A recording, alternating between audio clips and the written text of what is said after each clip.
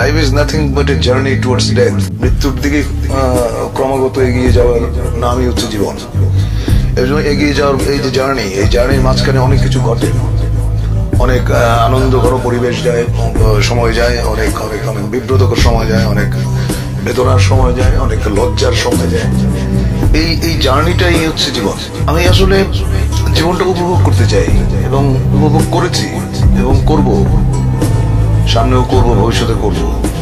আপোষ করে তো ভীতু মানুষ, আপোষ করে হচ্ছে যারা মেরুদণ্ডহীন প্রাণী।